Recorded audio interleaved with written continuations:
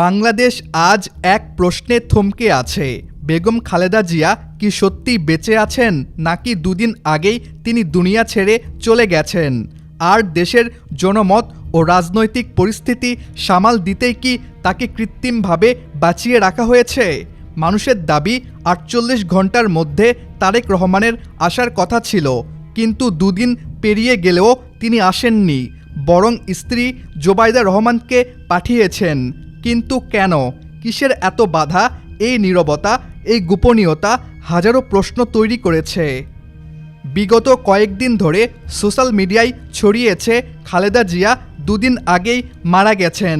মানুষ প্রশ্ন করছে, যদি তিনি সত্যি গুরুতর অসুস্থ হন, তাহলে এখনও পর্যন্ত কোনো ছবি, ভিডিও বা প্রমাণ কেন প্রকাশ করা হচ্ছে না?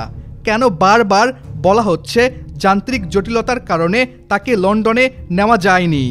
আজ নয় কাল, কাল নয় পরশু, যেন নির্ধারিত কোনো সিদ্ধান্তই ঠিকমতো কার্যকর হচ্ছে না।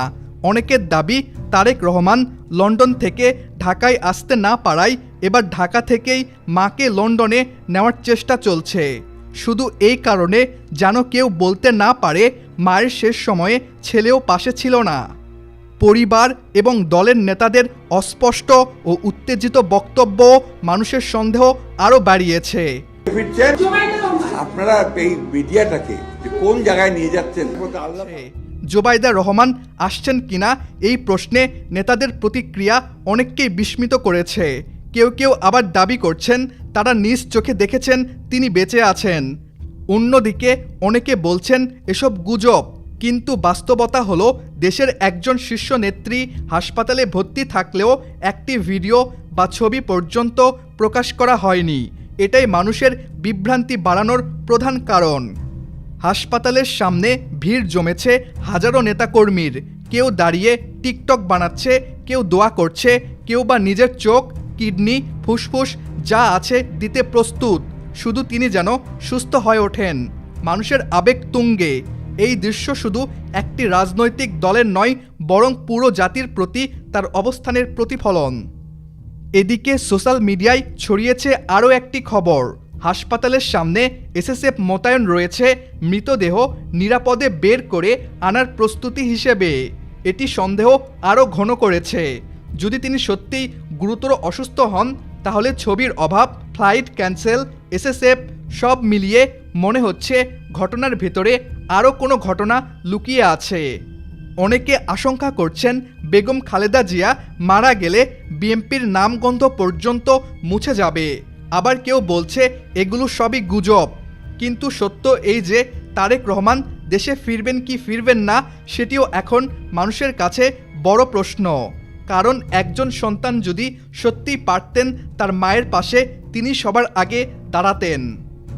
রাজনীতির কারণে একজন মা মৃত্যুশয্যা থেকেও ছেলেকে শেষবার দেখতে পান না, এবং ছেলে মাকে এক পলক দেখার সুযোগ পায় না। এটা কেমন রাজনীতি?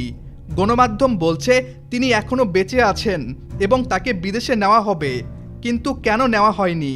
কেন এখনও কোনো পরিষ্কার ঘোষণা নেই? মানুষের মনে এখন শুধুই প্রশ্ন, তিনি কি সত্যিই বেঁচে আছেন, নাকি কয়েকদিন আগেই দুনিয়া ত্যাগ করেছেন? তাকে লন্ডন নেওয়া হবে কি হবে না? তারেক রহমান দেশে ফিরবেন কি ফিরবেন না? এই প্রশ্নগুলোর উত্তর আজও অজানা।